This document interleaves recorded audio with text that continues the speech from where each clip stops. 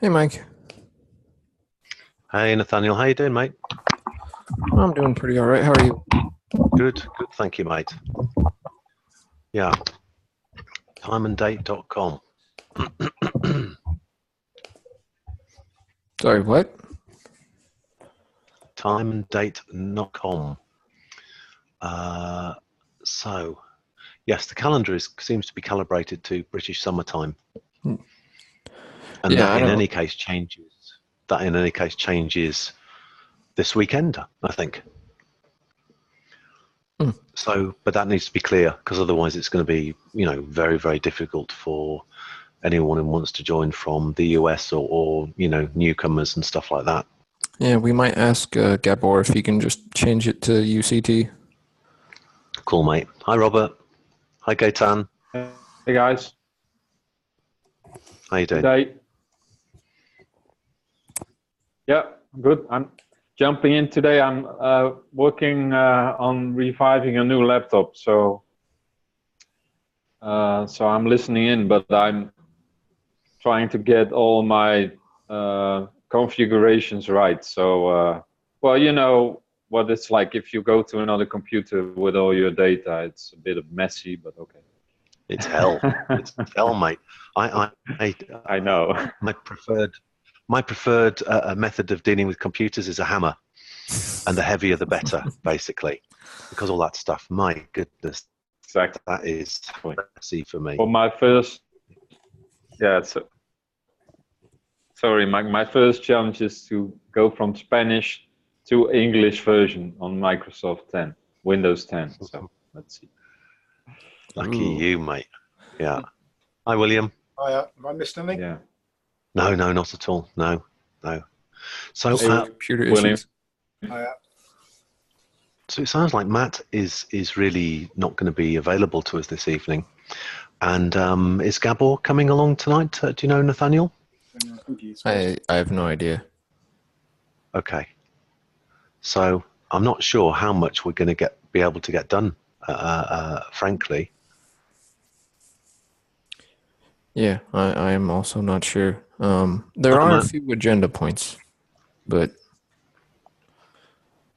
hey, Matt. Hey.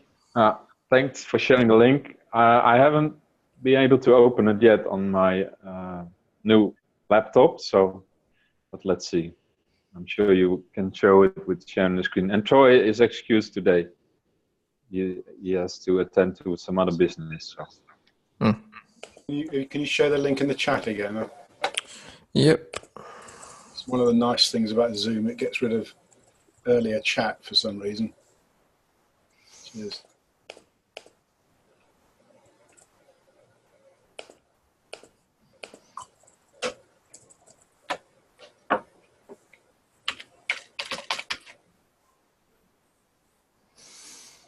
Hopefully, you all should have access by now. I think after the UCT meeting, I made sure Lisa put everyone in.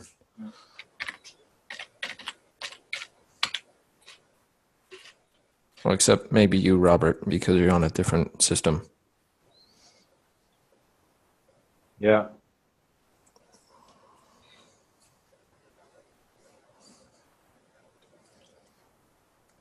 I'm trying to get, here we are on the computer.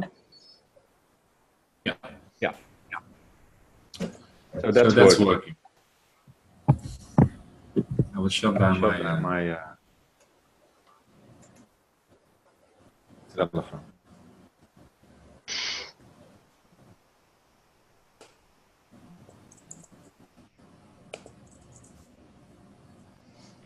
Robert, you're coming through on two computers.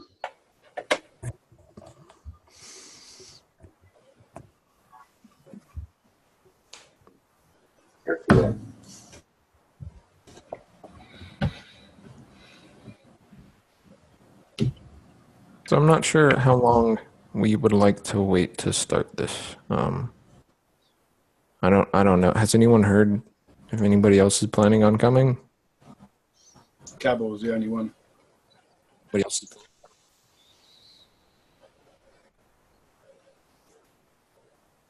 Who's sort of key. Yeah. Yeah, especially for the NV into platform questions.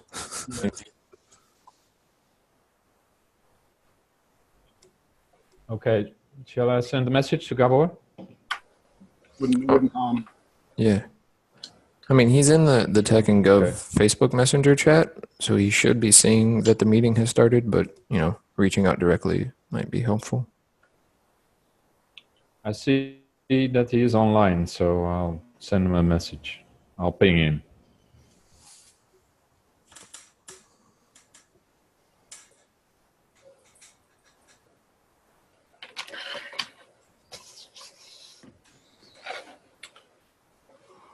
While we're waiting, am I muted? No, I'm not muted. I'm involved with a crowd called Global Challenges Collaboration, GCC, which is actually one I set up a year ago, but it's another story. And they're having exactly the same sort of issues of organising, collating, recording, all that stuff. So, and some of them they're sort of better organised than us. They've got folders for all the Zoom meetings, and they're in there, and they've got a YouTube channel, and they store the what's the word? Narrative? What's the word? Transcript? Transcript, yeah. I think straight from Google, from YouTube. So it's not easy. It's separated out into like minute-sized chunks. But I think I've introduced a thing called Say It. I think I've brought that up before. Yeah. So there are tools out there to strip the. I think I'm not sure, but I think Say It will actually read a video and separate out the I think it does it, separates out the speakers. Yeah, I haven't had the chance to check that one yet. I just got most of everything off the Zoom account onto YouTube. So I'll go through and I'll take some of those that I still have as MP4 files and I'll try it. Yeah. And a bit of back history. I set up the GCC group, not the Facebook, that was set up by somebody else. But I set up the group to actually enter the Global Challenges Foundation. Are you familiar with that? They're offering 4 million euros, I think, which excited a lot of people. And there was a faint whiff of, I'm not sure, something strange about it. But it seemed like a good idea. And I've had United Nations on my mind since I was a kid. So it hit a button. And I'd also come across the Sunflower Movement, which I may have mentioned. That's actually interesting. It was in 2014, and Taiwan was trying to do a deal with China, and the Taiwanese people didn't like it. And so what they did was they set up what they did was they actually raided the parliament and sat in it for 2 weeks. But the smart thing they did was they actually debated the thing that they were up against and presented it back to the government saying, well, this is what we want. You either agree or we stay, or debate it with us. They debated the whole thing. They went through the whole thing and rethought it through. And the government just agreed it, said, yeah, it's better. And so from that, what happened was that they call them hackers. This isn't hackers in the old sense. They were coders. They set up a parallel, and it's still there, as a parallel government debating platform. So if you go to the Taiwanese government website and change the O in Gov to a 0 and hit return, you're on the hacker's site. It's a direct parallel of the website, apparently, and it's still up and running. And they use Say It, and they use something else that's oh no, Say It comes from Akamoso and Tosa or something, which is a protocol for recording government meetings. So that informs a lot of my thinking about the protocol I presented, because it's a better way, well, arguably a better way of making decisions. So that's the back history of GCC, but it went off into, I don't know, something else, debating talking, lots and lots of talking. I mean, it's interesting, but it's not really going anywhere. It's hitting needs in people to commune and talk about problems, personal problems, worldwide problems. But they're going around in circles, and they've been going around in circles for a year. Not in a bad way, but there's lessons to be learned. Hello, Gabor. Thank you for joining us. I'm here, but I'm playing with my son. Oh, okay. That's all right. No worries. Hello, Josh. Hi, guys.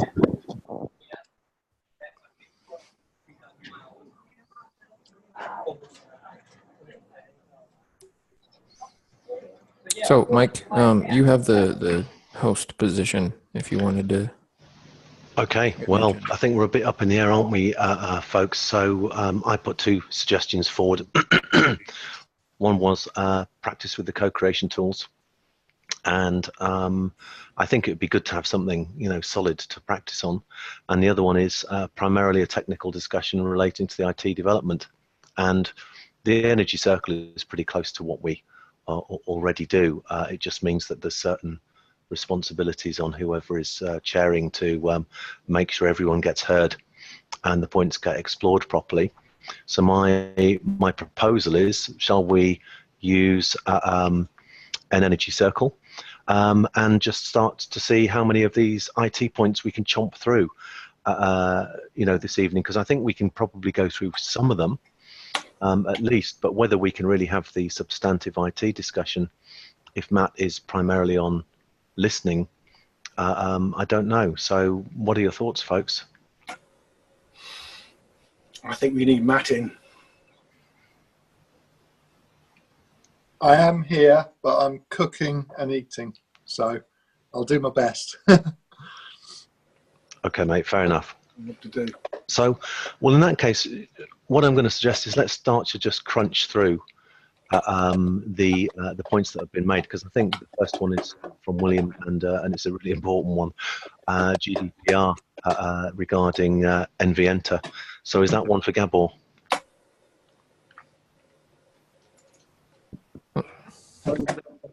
Speaking, so can you repeat it?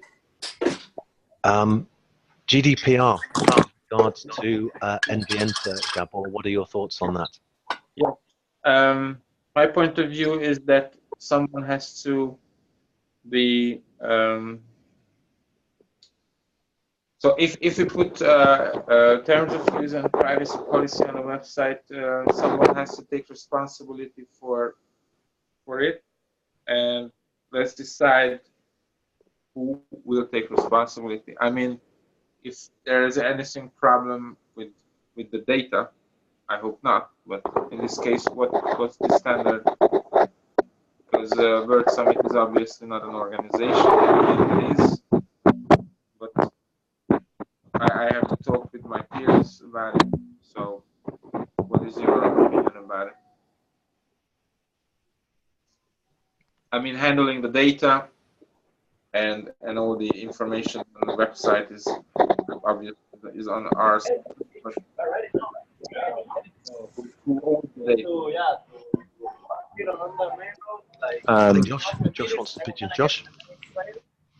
Oh, yeah. Can you duplicate all the information? I mean, how much responsibility is it? Is it something that, what could go wrong, I guess? If you could, get a good access agreement field set up and then just make sure whoever's doing it is 100% aligned. They say yes, and make sure that they're on the core team or whatever you want to make as an access agreement around it. And okay, so it's just the European stuff. The whole world has to accept it. So I'm not an expert in it. We have a lawyer who can write standard terms and privacy policy. Things and let's see. So okay, and there's nothing special with it. Just who name whose name will be in the terms of use? That's the question. Who's liable? I think was what you're. Yeah. Do we need to do some research on it? Would that be a good idea? Okay. See how other people have dealt with it. Matt must have come across this. Yeah, I did a bit of work on it. I mean, I haven't done as much as I probably should. Something that I found was, although it seems to be not particularly clear cut, but it seems that the GDP it may only relate to profit-making organisations, and if you're a non-profit, it doesn't actually relate. Okay. It doesn't actually apply at all. I would like to see someone actually confirm that, but that's the information that I've seen, is that it doesn't actually apply if you're a non-profit. Okay, I can ask our legal advisor. I talk with him tomorrow and ask him. Okay, and if there is nothing special, I will put terms of use and privacy policy and a cookie policy, and all this stuff, and one. So it's not a problem. I'm just asking that. Yeah, I think the main thing is that, you know, if you have to give people the ability to request to have their data removed. Okay. As long as you do that and you're not abusing it, I don't think it's as much of an issue as a lot of people make out. All right. Yeah. Okay. Fine. We'll do it. William, do you have any more thoughts on this? Yeah, because I think it does apply to non-profits, because I work with a charity and we had to go through it. So it does apply. As far as we know, it does apply. But the main thing is to, like with all this stuff, if you do your best, you're far less likely to get clobbered. They're gonna tell you you're doing something wrong, probably more likely. But if you ignore it and don't do anything, they will come down on you. All right. So it's nothing serious. Well. Just a few thoughts to share with you folks. The first one is, I think we need to sort of really clarify, you know, what are the issues here. I think the first one appears to be that we need a policy, and that policy needs to be published, and we can probably grab someone else's and modify it or something like that for that purpose. That's also going to reveal at least someone's analysis of what the implications of that policy are, and I think we've had one disclosed, which is people's ability to have their data removed. So that seems to be a pivotal one. The next one that William brought up was, you know, who carries the can, and you know, just a couple of thoughts on that, and I'm just throwing these in, you know, without really deep consideration. But the first one is then maybe one of the options is to set up a corpus entity for that purpose, and if then the issue is ownership, then that might imply a second corpus. So just, you know, to clarify that, one of the things that I've been looking at is, for example, putting the key assets of something into a trust, and then having the operational entity done through another entity. So e.g., if we had the assets in a trust, we can't lose the assets, whatever they are. If the operational entity is just working through a simple contract, then it could be something, you know, relatively cheap and easy and quick to set up, like an LLC. And then if that gets sued, well, it goes out of business. No one really loses any money. There are obviously some regulatory hoops to jump through to maintain data and things like that. But, you know, maybe that could be a possible solution, so that A, whatever assets are involved aren't risked, and B, you know, you have a firewall effectively. Does that sound vaguely sensible? Well, I would assume, given the responses we've heard from Troy, Tony, JJ regarding setting up organizations and like bank accounts and the more conventional systems, that they're the World Summit's fairly opposed to having those kind of systems. I would imagine they don't want to. Robert, if you're still there, could you put in your 2 cents on that? Because you've been a part of it for significantly longer. He's gone offline. I would say you're absolutely right. I would certainly say Troy would say we don't want to be doing anything like that. It definitely seems to be the underlying sort of philosophy is we don't want to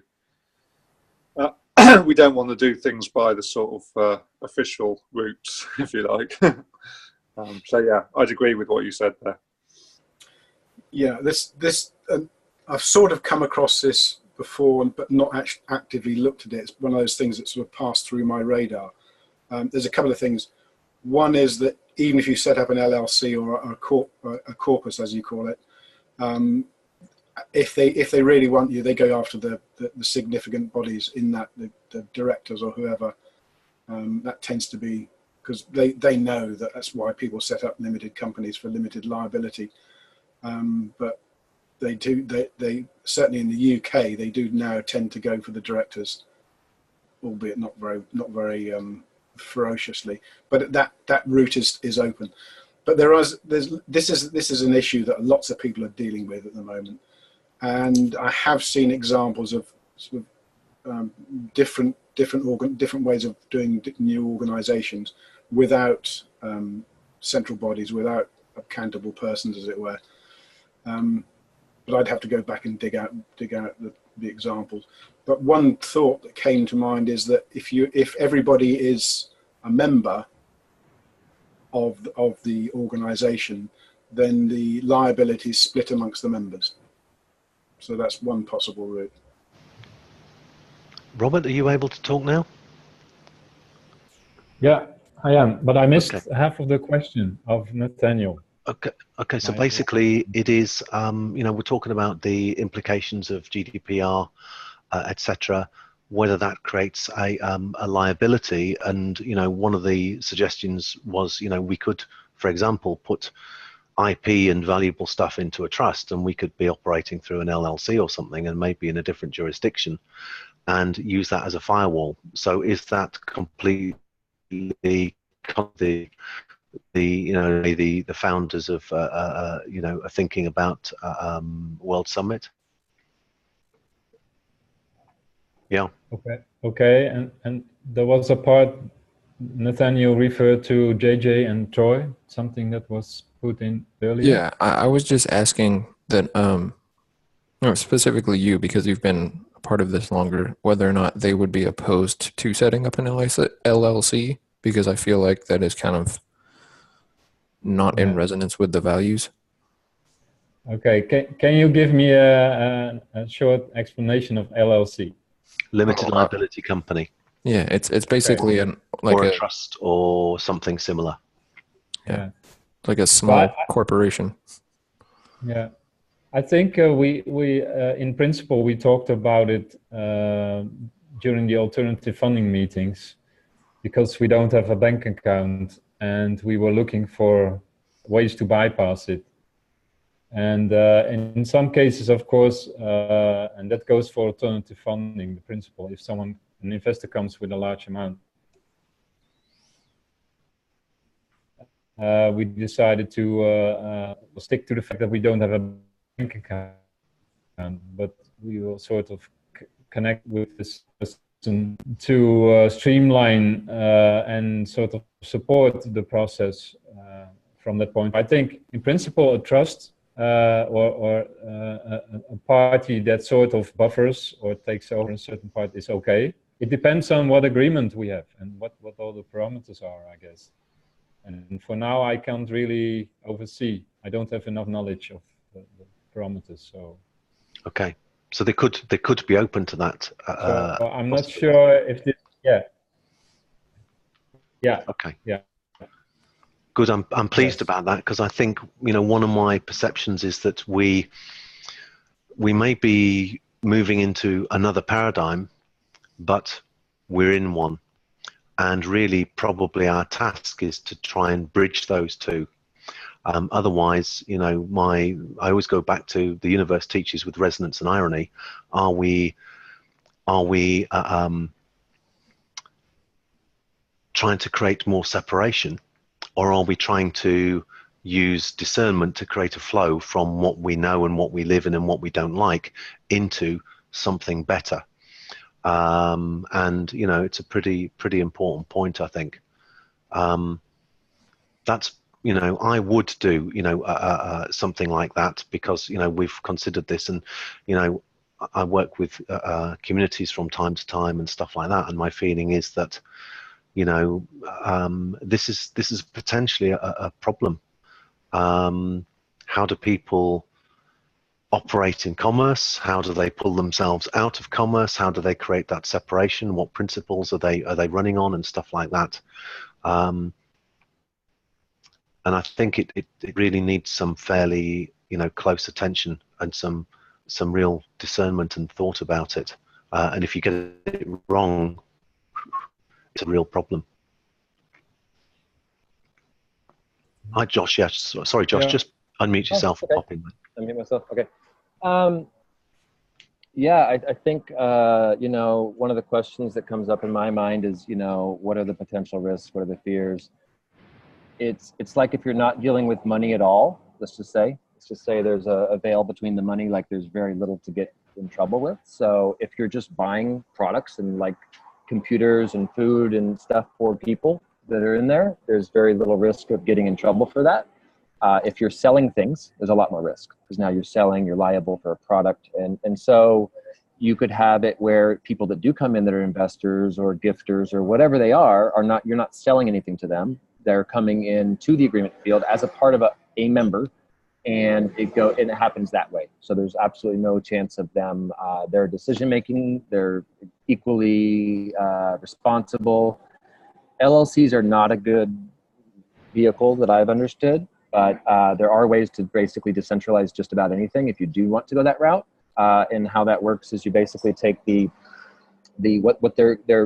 accountable members that are there for now, the core team or whatever you want to call them, they would basically start to decentralize it through, let's just say you had a master plan circle that made master plans and a circle birthing circle. So you would say, here's the next circles that need to be birthed, here's the master plans, and that core group that the government is giving authority to would basically give all their powers. One thing that you can do in a company is give your powers of decision making to another. I found a corporation soul to be best. It's ecclesiastic law. It's above maritime. It's above everything. It's what the Pope is. But once you decentralize anything, no matter what it is, and you distribute that authority, now you're not just distributing it randomly. You're distributing it based on a master plan that's updated in a specific way. So you know exactly what they're doing. They've shown it to you. You give them the authority to act on that with those updates, with that exact procedure, with everything that they say. Same with the other group. And now they can birth more circles and pass those responsibilities on to a decentralized system. Yeah, that's how I see the potential. I'm kind of missing some context on what you're trying to do here, but hopefully that'll help. I think it's you know, well, one question is who owns the assets, really. So Envienta, is that Gabor's product, if you like? Yeah, in our case, we have a non-profit organization in Spain and the limited company in UK. So it's clear in our case. Word Summit is something like a peer-to-peer cooperation or between people, or I don't know, without any legal entity right now. And, okay. And as I know, we don't want to make registered anything. So cool. Okay, that's good, because if whoever is ultimately the technology provider and developer is happy with what they've got, then you know, then that's where the can's going to end up, isn't it? Really? Because after all, Word Summit, in my eyes, until this day, is basically an event with gathering other organizations. So we don't have to be a registered entity. But I'm not sure, and it was a topic through several months. This question came up and up and up again, and we ended up with this, that okay, it's a group of people without any organized entity in the background. So I don't know how it will work, but let's try it. It's also an experimentation. What might work for you, they have the 501c8 that everyone's using, and then they actually have one called the 508. And these are both church models, but the good thing about it is it's a non-ownership model, and you don't have to register the 508 at all. Like you could, like if they were to ever say anything, you can just, and it's private. So you don't have to register it. The bad part about not registering is you don't get a number, so you can't do the bank account. But I don't see why you couldn't like figure that out through crypto and have a release of for example, happen. Yeah, my previous proposal was to, if we create, it came up when we talked about cryptocurrencies and all this stuff, that how we can. So it's a difficult question. It came up again and again, and I'm not the right person to decide it, because I'm also curious about what can we do as peers without any organization. Maybe we cannot move forward, and we have to see that it's not working because of we are in an existing paradigm which has rules, and we have to transform somehow. So I have the same viewpoint about it, but future there will be no legal entity. I don't know. I just want to chip in here, and Gaetan also, maybe, yeah. Is that okay? I think, sure. I think at some point we came to a sort of awareness that what summoned at the most, because it's a non-entity, or at the moment, that what summoned will be a movement. And a movement is also legally not, how do you call it? Liable or whatever. Yeah, so that's one thing. And Gabor, this whole discussion about what you just mentioned, that run through the alternative funding team. And I think if we want to connect the two topics, we should discuss it with the alternative funding team. So to get a clear overview. Okay, that I'm just telling you that this topic came up several times. Yeah, that's. We are a movement. Thanks. Yes, we are a movement, basically. Okay, thank you, Gabor. Much appreciated. Thank you, Robert. Gaetan. Thank you, Mark. I just want to understand if this concern about being liable to something, who just to get to the actual point of who would be suing us for what? And well, I think if we're talking about GDPR, then it would be the regulatory authority dealing with that stuff, probably on a European level. So that's how I would envisage it could work. Can we be blocked in any way, or would you like it to operate? Because I mean, this is what I'm trying to understand, is because this is an authority issue. It's just an authority. It doesn't really mean anything to it. Well, I guess it depends. I guess it depends where the liability, ends up and how that could be pursued. But what is the liability? The liability of what? What is this thing we're doing? I think being sued for breach of the regulatory format. What would the breach be? Non-compliance with GDPR. Okay. So it could be say somebody thinks that their email's been misused or sold to a marketing company or something like that, and they report Envienter or whatever platform to the European Parliament or the European organising body, whoever it would be, and they come and look at Enviento or the platform and see that it doesn't comply, they will sue whoever they can. And the fact, if it was all based in, I don't know, Costa Rica, they would still go for it. And if you look at most organizations now have GDPR compliant wherever they are in the world, if they're in any way reaching a European market.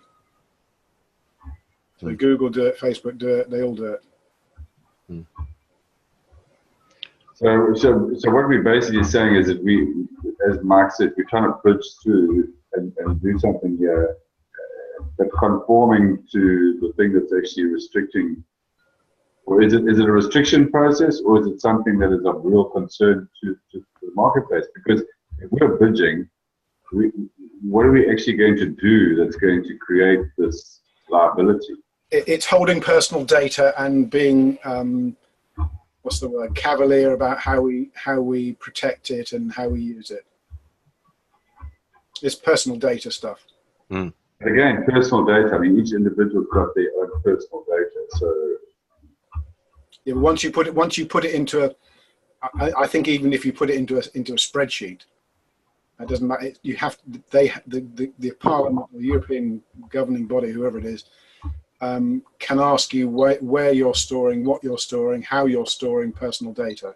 Can I have a question? For example, if we put the Enviento platform or workspaces to WordSummit.global domain, who would be responsible from that moment? I think. Say that again. Say again, please, Gabor. Okay.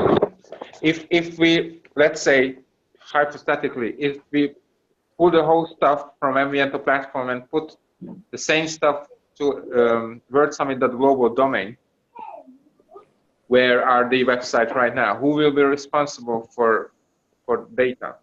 Probably me, because it's on my server. Yeah. Sorry? Yeah, Matt, because it's on his server. It's easiest target, basically, at that particular stage. They'll just go through the IP and find it. Yeah.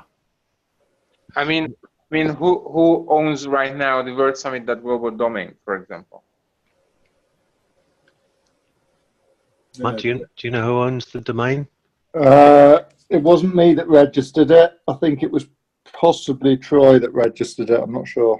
So, for example, from that moment, if we put the whole stuff and we create a social website where people can register on WordSummit.global, Troy will be the person who will be responsible for storing data and all this GDPR and privacy policy, no? Am I right? Possibly. Yes. So the question is, who will be responsible for it? If anything goes wrong, so it's hypothetically. We hope that everything will be fine, but let's suppose there will be 1 million people on this platform and anything could go wrong. Yeah, it's one of those questions that you put yourself in their shoes. Who would they go for? They'd look at it and then they'd look at the IP, they'd look at who's registered it, then they'd contact whoever they could and say, well, who built it? They'd probably just go for the easiest, quickest, people and options, which is both. Okay, let's go after who's registered it, and let's go after who's hosting it and who's designed and built it. They're the three most logical ones. Right now, it's in Hungary, so it doesn't matter. But I'm just saying that, yeah, there right now. And it's a small Hungarian company who is our sponsor. I mean, Enviento has several sponsors giving us resources, and one of them is the server itself. Okay. Can I just support? I'd like to come back to the point that Josh made, because I think it was so important. And what Josh has said reflects, well, a couple of decades, really, I think, of law research and coming to an absolutely brilliant solution by a guy called Ken Cousins in the United States, who I believe is the only person who has nailed the legal and commercial system from start to finish. And I just want to give you a quick bit of context. If someone sends me a video and it's like half an hour or an hour, then I start skimming. And I saw this guy's work, and it was a 17-part series, and I watched every minute of it, and then I watched the next one as well, because what Cousins has done is he's explained the power matrix from its historical context, going back to the Egyptian and pre-Egyptian times in terms of power, money and finance, banking, ownership and control, everything like that. And what he did was he then took it into the bang up to the modern date. And what was clear to me was that the guy has a solution. And I've heard all sorts of stuff over the years about standing in commerce and common law and freemen on the land and trust and equity and, you know, everything else. But Cousins has like forensically analyzed this, and what he kicks it off with is a private contract association. And what he's doing is he's emulating things like the Royal Societies and the Knights of Malta and things like that, in terms of these are recognized through eons of history, self-governing bodies. And he's attached to that his own court. And then he did all the process of noticing this stuff. So this goes back to the year 2000. And he's done an additional process, which is then instructing the, I don't know how many of you have been how deep into, you know, law, banking and finance, but they're instructing the official trustees to settle the public debts associated with all of us. They're declaring non-belligerence. They are stating that they're a member of this society, because you've got to watch out for commercial law, acting as a debtor in a court of creditors, the commercial courts. You've got to watch out for the counter-terrorism laws and being treated as a financial and legal terrorist. All this stuff, and he's just, to me, he nailed absolutely every one of these elements, and the way he described it was bang on. And my understanding is he's gone further than that. This is not just about detaching from the system and registering your own land and all that sort of thing, but he's actually getting the IRS and the Homeland Security people and the Department of Justice in the United States to, when they contact these people about their taxes or whatever, to saying, okay, well, we're in this private contract association, it's governed by this court, you need to speak to the court. And they're doing it, which is remarkable to me. It's also saying that they're stepping into that and more than that, I think what he's done is he's set up an offshore trust and offshore banking and other things as well. And what this is really quite a subtle mechanism to move us onto the right side of the law and being able to operate with everything we're supposed to be operating with for and on our behalf instead of the system's behalf. So what Josh said resonated on that basis, because it links in with what Ken Cousins has done, and it's the only one that I have seen that really nails the thing. I've looked at this from our group and from communities' perspectives as well, and my conclusion was set up an offshore trust to hold assets, because that's what the rich and famous do. We know that places like the Cook Islands are impenetrable by even by people like the IRS, and then have some contracts running to, you know, it could be a foundation, it could be a cooperative, it could be an LLC, something like that, but that's a cutout, that's a firewall. And that means if your community has its organization attacked, you fold it, you start another one, and you've still got all of the assets intact, whether it's land and buildings or IP or whatever. Because I've been having to look at this for inventors of sensitive technologies. So has anyone else got anything to add on this? Because I think this has been really a really important discussion, and I don't want to cut it short, but my feeling is that this discussion needs to continue and probably move to other levels within the organization. You know, the people are talking about the financial stuff, and maybe UCT as well, to really find out, you know, what are their views on this stuff, because I think it's got some pretty profound implications for, you know, Matt, for example, and Gabor. And, you know, if those guys have responsibilities and families and stuff like that, then my feeling is that they should be advising us on what is necessary to support them in the process of supporting the group. Yeah, I'll just add there that obviously it's something that's concerned me with the Corio platform for a long time, and you know, to be honest with you, I just haven't had time to do anything about it. It's kind of, you know, been playing on my mind, but I've never actually done anything about it. And you know, I've sort of considered what, because Corio essentially it doesn't exist as a legal entity. It's just a platform that I've built and I host, and there is no legal entity behind it or anything. And I'm very aware that that puts me potentially in quite a dangerous position, you know, in terms of personal liability. And so I'm really keen to do something about that. So I'm hoping that the solutions that we find to this can be applied to Corio as well, so that I can secure myself in terms of my own liability. So this is really useful for me.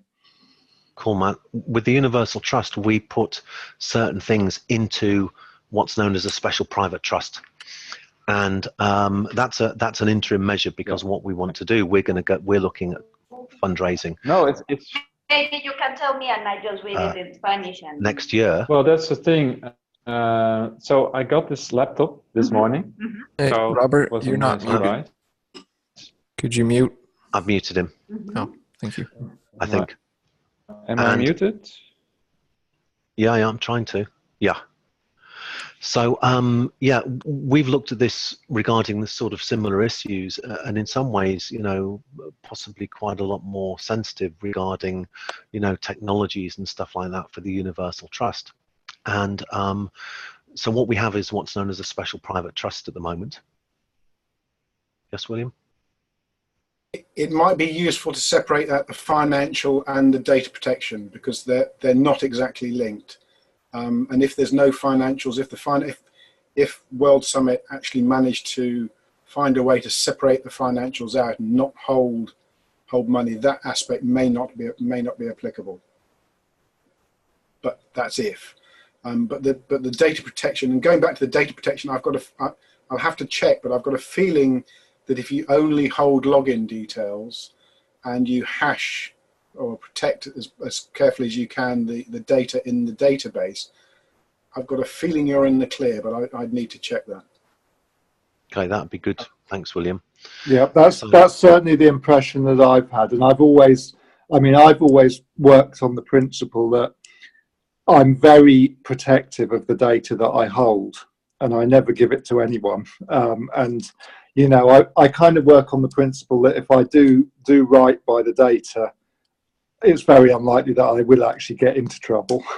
You know, I'm doing everything right. So, but you know, if someone did want to attack me, I'm sure they could find a way of making some kind of an accusation against me. So, yeah, but from my point of view as well, there is no financial aspect. Corio there's no money involved in Corio at all. So it is just a data protection issue for me. Okay. So good. I've been in that position. Josh has brought up something called Pantera PCA, I think. I'd be interested in hearing more about that. That's what I described. Yeah, Oh, that's it's a link. You can go in there and explore it. Probably take you a couple hours, actually, though. It's really big. Or an hour. I don't know. Yeah, and the videos are well worth looking at as well. That's Gemstone University on YouTube. So yeah, I was just saying, I've been in that position actually of having someone take me to court for IP, and actually committed fraud against the company that I set up in order to do that. And the key issue at that stage was that I had a letter from a few years before confirming that I hadn't put the IP into the company. So, you know, I think there are ways of dealing with this. They're not too difficult and not too expensive. But part of what the Universal Trust is looking at for next year is to do a fundraising and to use that to set up at least 2 different bodies to work in that sort of way, one for asset protection and the other one to start to move a few things operationally, because the intention is to help to build things like communities. So, I guess the question is, do we have enough information at the moment to to come back to this maybe next week or so, because William's going to do a little bit of research and stuff, and maybe at that stage, well, just to confirm what you said, I think about the hashing of the login and stuff like that, which I think you said you would do. So I hope you don't feel I'm trying to finger you for an additional job. But the other option is, are there other important issues here that could and should be taken to, UCT and the financial people? Josh, did you want to chip in? Yeah. If my internet's working, I want to add one more thing to that before we move on. Is if as soon as you get to a resource economy and our own currency or whatever that looks like, or one of the two, that's not connected to the dollar, that's just like we're just trading. Basically, you can't tax free. So once we get that, instead of paying everyone a monthly dividend, we basically would have the investor come in, get in a bank account. They would come in, they would just buy a property, and we would put that in something that's non-ownership. Okay, so you put any property in non-ownership, and then food gardens, and et cetera, et cetera. Now you have having to pay people monthly. You're now having you've got everyone able to survive. You've got the computers, you got whatever they need, and once you can produce everything, of course, like a city, then you're your own living system. Then everything can be, you're not buying anything from anyone. There's no way to get in trouble from anyone else because you're your own society and you're all part of it. And then when it comes to the information, I mean, Mike, you're a part of a consortium. So and then there's open source. So I see those two paths as being to free the information, either open sourcing it or using consortium guidelines and just freeing it piece at a time. Thank you, Josh. Yeah. I mean, we're doing a number of things for different situations, basically. So, okay, everyone, have we sort of, come to a point of conclusion on this with regards to, with a confirmation of information? Are we happy to move ahead, or have we covered this, adequately at the present time? Is there anything else that needs to come out? Because I think we need to just crystallize this, and if the conclusion is, okay, if the login stuff is hashed and everything's not for profit, and if Matt and Gabor are happy with that, then I think we should be happy with it, because they're the ones potentially holding the can at the moment. Okay, I also talked with my legal advisor tomorrow. Okay. More information also. Okay. Thank you, Gabor. So that'll be an agenda item for next week, which is just, let's touch base on this and see what the what the conclusions are from a little bit of extra investigation and whatever Gabor hears from his legal advisor. All right. Everyone happy with that? If not, speak up. Okay, thank you. That took probably quite a bit more time than anticipated, and it was a lot broader. It ended up a lot broader than I expected, but I think that was a really valuable discussion. So thank you, everybody, for contributing to that. So the next one is potential usage of Telegram messaging service as an alternative to Facebook Messenger. So that's from Nathaniel. And Gabor, do you have any thoughts you want to exchange on that, please? Yes, I proposed this on a UCT meeting, and I think Telegram is a good alternative for talk. I mean, if we do everything in the Ambiente platform, then and the communication stays on Facebook, it's confusing, but we can integrate somehow this Telegram Messenger into the platform, and you can download. I mean, every one of you can download a Telegram client onto the or application to your phone, and that we can create groups, and it's easy peasy. So we can do this in one day. Does Telegram work on PC yet? Sorry? Does Telegram work on a PC? On Windows. Yeah. It has a PC. Yeah, it's a PC software and also mobile application for Android and iOS also.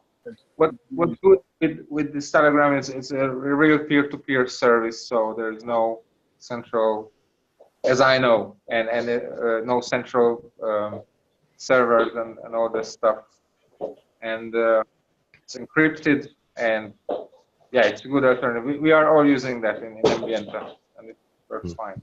So should the plan then be for us to kind of move towards that as individuals and then invite the other members of the World Summit? Yeah. Yes, you have to register just like any other service and invite people by their email or by their account name to different groups, and it's work that way. Okay. I think that could be something pretty easy to do because we have everyone's contact list, so we could just make an account and then invite everyone, so they'd all get emails. We have to collect all the accounts, the people's email addresses, and invite everyone to the right group. Yeah, and it's also on Linux and on Mac. I know that from my own computer adventures over the last few months. So no platform issues at all, basically. And yeah, it's pretty ubiquitous, I think, also. So because I personally start to sort of kick back when someone says, okay, well, you know, we now need to use Wire or something else or something else or something else. It's like everyone's using different stuff. And my feeling is, you know, the other bit is how private, you know, does this stuff have to be, that kind of thing. There are some people who take it really, really seriously, and other people, you know, not so much. So I think that's got to be proportional to the sensitivity of the information being exchanged. What are the other implications of this, though? You put it down, Nathaniel, because, you know, I think one of the things that was raised on UCT was Facebook closing down groups. So we've got a number of issues here. I think that we should be starting to try and, you know, untease the threads of. So one perhaps is, you know, outreach, publicity, reaching other people, and, you know, explaining what we're doing and keeping them up to date. Another one is, you know, our discussion for our purposes. Really, because, you know, we need to be able to discuss things before decisions are made and they are then crystallized and put out into the public. So what's the differentiation in all of this, and you know, is this just, you know, one of the things I heard yesterday on UCT was, well, we should just be moving away from Facebook full stop kind of thing, in case that, you know, groups get shut down and things like that. And my feeling is then that how many social media platforms do we need to be on also? Because that's also, you know, it's more work in a way, it's more information, and it's more stuff to process. So, you know, does anyone have any thoughts on that they want to share as well? Well, I think the key point for the Telegram service was just that it could potentially be linked into the Invienta space, so that the Invienta workspace could be more functional. And you know, starting now with the Telegram before they get it linked in would just be a way for us to get experience with it. I do agree that having Facebook for marketing purposes would be good, but, you know, with the issues of them closing groups down, I think the important discussions should be moved off of it, just on the off chance that they're like, nope, we don't like you anymore, goodbye. So for marketing purposes and for you know, onboarding people, Facebook is great, and that's it. And it needs to be used as like Twitter and other platforms. but for work groups and sorry guys, it's just problems. No problems, here. Gabor. Totally all right. Okay, so Gabor was raising an important point there, and my feeling is then, okay, then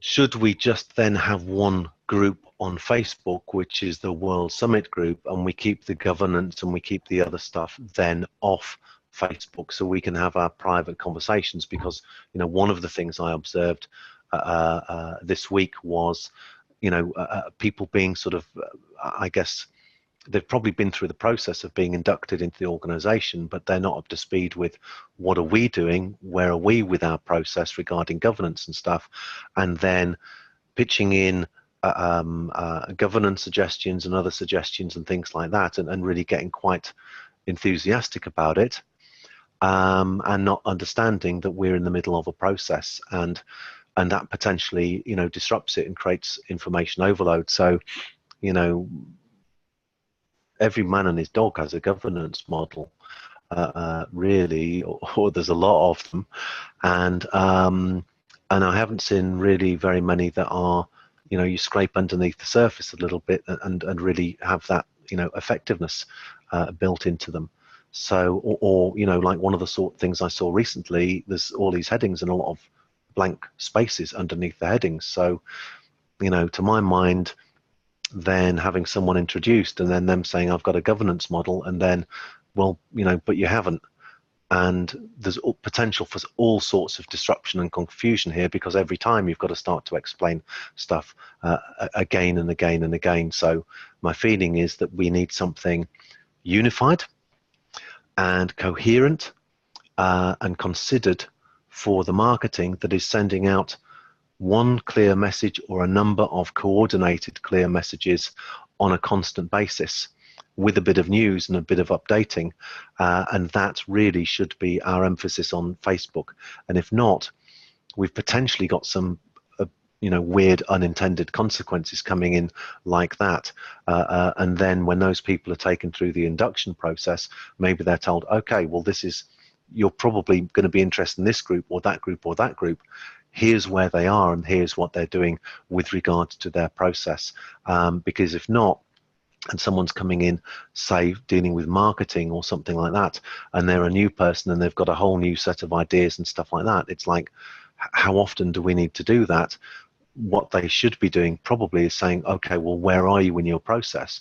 What have you already got on the table? How can I support that? Or do I have a better idea or something I can add in to enhance what you're already doing? Otherwise, the danger is we're trying to fragment things out. William?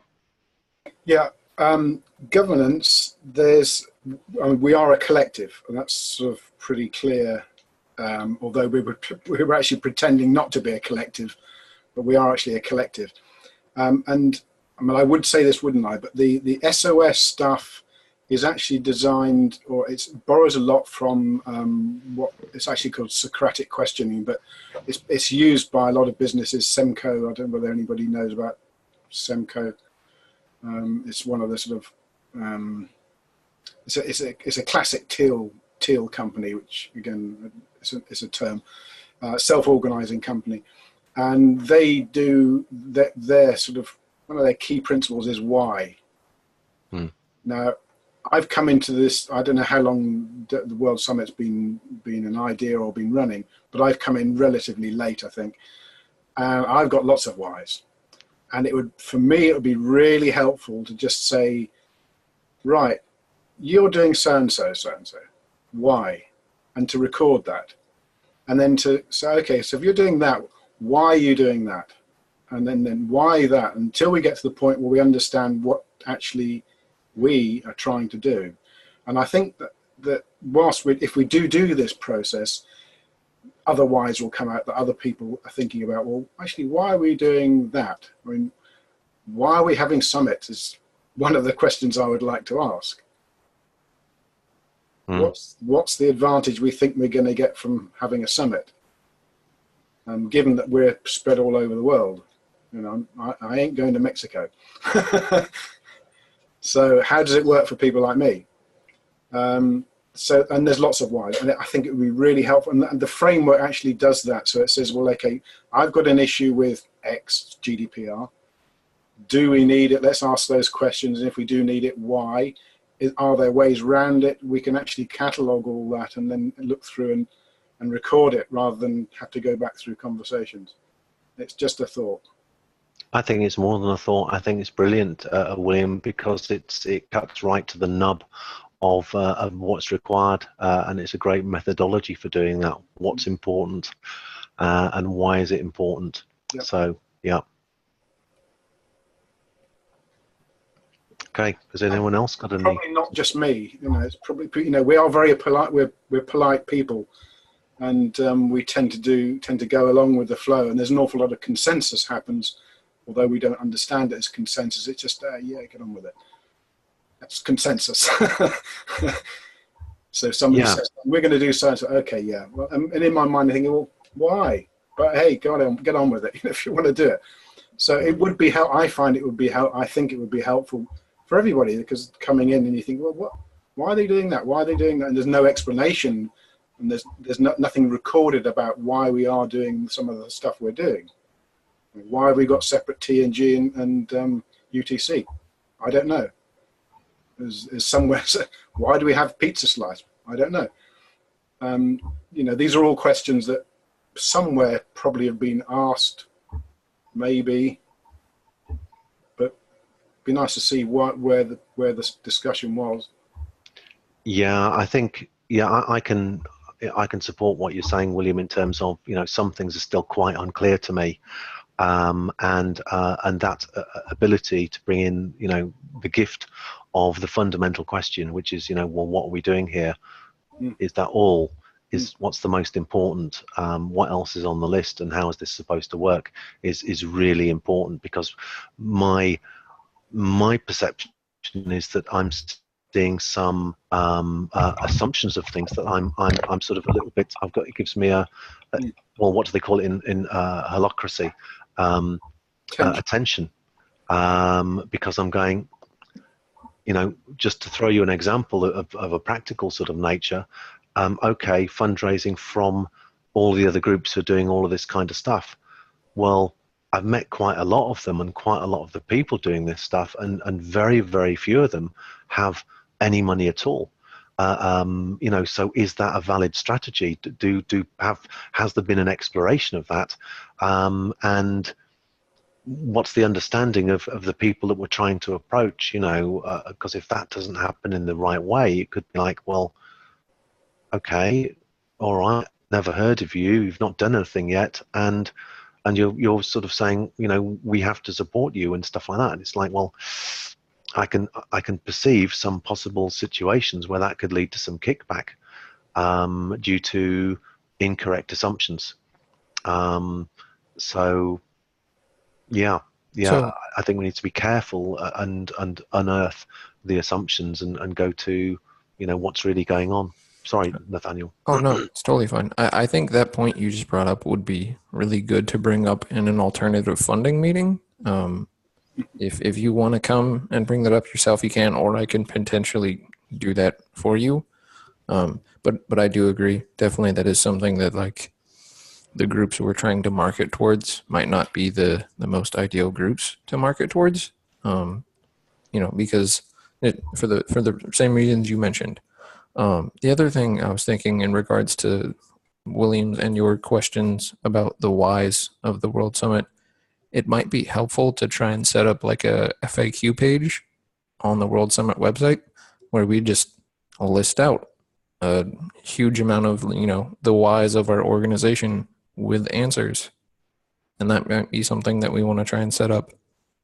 That's a great idea, Nathaniel, because you're bringing process to the predictable. If we answer, you know, one question once, twice, 3 times, then should we be answering it 20, 30, 50 times? You know, what we should be doing is trying to answer one great question in a great way once, and if subsequent questions come off that, then maybe it's not quite as great as we'd anticipated, but it should also save people time. And my hope is that, you know, with if the conscious co-creation tools are adopted, then the first thing is we get clarity on the intention. And I think that will help us a lot in terms of where are we going and what we're trying to do together. Can I just sort of jump in here and just also, I love the point about the why, because honestly, I've been interacting with the dynamic of the World Summit for a little while now, and I've been trying to sort of find out how to actually interact here. And I'm crossing over on various different groups of the structure just to sort of get an overall, feel of the dynamic. And I don't know, I keep on coming back to this thing that keeps niggling at me all the time, okay, and it's showing up here as well, is the issue of organizations superseding sovereign individuals again. We're already in a sovereign position there, every one of us, and we are in the position to support each other, to interact and to bring into reality the things that we're gifting into this process. And I just feel that we're all trying to understand everything before we actually do anything and make it all safe, etc., etc. And our reality is really about supporting each other to become functional in a collective mindset, in a conscious mindset. So that process for me becomes the fastest way to that would be to actually start communicating in a basic framework. And I understand that you have to have structure to unravel this, etc. But if, let's just say for argument's sake, the structure is actually happening organically with various different individuals that are, for example, in that process and facilitating that process, people can kind of come in and step into these things as needed, and we're all one, so it's all very collective, and yet we've got these separate different meetings going on, which is kind of showing things. I don't know, is this a fact-finding mission between us on how we can actually work together and how we actually put together the big picture, which is us? There's a structural dynamic, I get that, but there's also this thing of individuals wanting to operate today. So, surely we can, the big why for me is, what are we actually doing this work all for? Is to unite people, but what's the purpose of uniting people? The purpose of uniting people is to give functionality to our lives. And that functionality is available to a lot of us from each other if we open ourselves up to each other to be able to actually get those different things. So the idea of, for example, each person putting up a bio so you can actually get to know who you want to speak to, etc., and start making those selective communications direct. You don't have to have it so structured and so organized for people to get the benefits of the actual World Summit structure. The World Summit structure is here.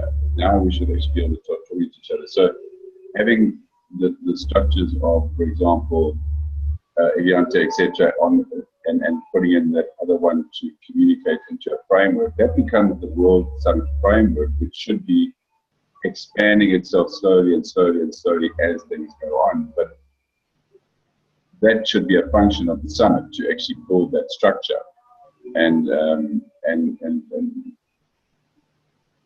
not get caught up in the fact that we, at the same time, can actually still distinctly communicate with each other. So I picked up a conversation with Robert a few times to actually try and get some clarity directly, and I will with whoever else I can at this point. But at this stage, I actually, quite frankly, don't really understand what's going on. And normally I have quite a lot of insight as to what's going on. So I kind of don't really know what we're actually doing with these various different structures. How does this actually ultimately come together if we're constantly having these problem questioning answer situations coming up in each different separate meeting? It's never collating itself into one structure, into one place. I'm curious. Okay. Yeah. Can I get a confirmation on that as well, Gaetan? Because that seems to be so important.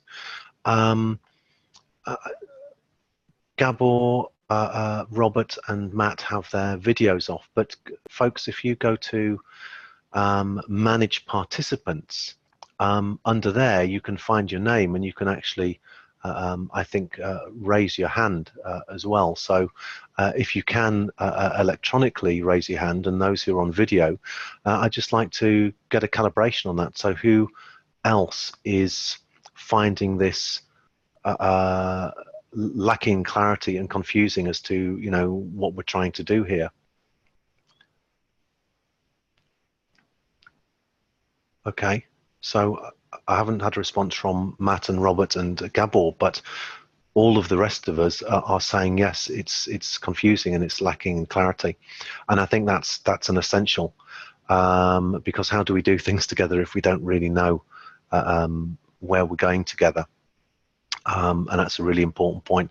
And this, Gaetan, is one thing that I'm hoping that what we get from, especially the folks who've obviously been driving this in Mexico, is, you know, if they say, okay, we like the conscious co-creation tools, for someone to say, okay, well, here's our bullet points, or here's our couple of paragraphs. This is what we're doing together, and that may lead to some unpacking of some more questions and things like that. But I think why we're in at the moment is because we recognize the need for something like this, but also the intention and the spirit being carried by, you know, Robert and the others in Mexico. So, you know, I'm not talking for everyone, but that's you know, perhaps that's the case. I mean, for example, Mark, I will actually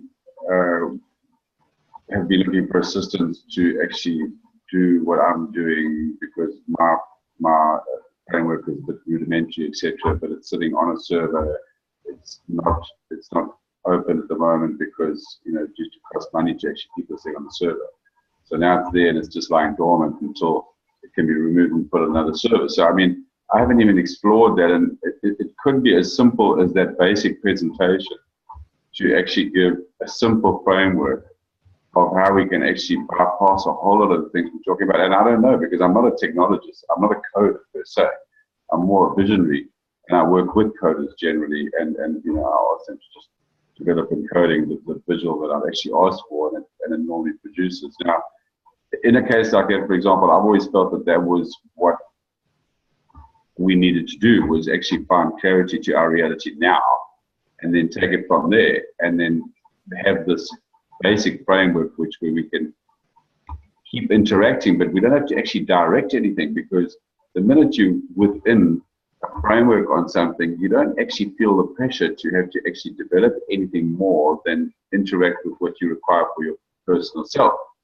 And if we're coming in with a collective attitude, and then it's and if it's for me, I'm actually literally representing the collective automatically. So it's a beautiful default button.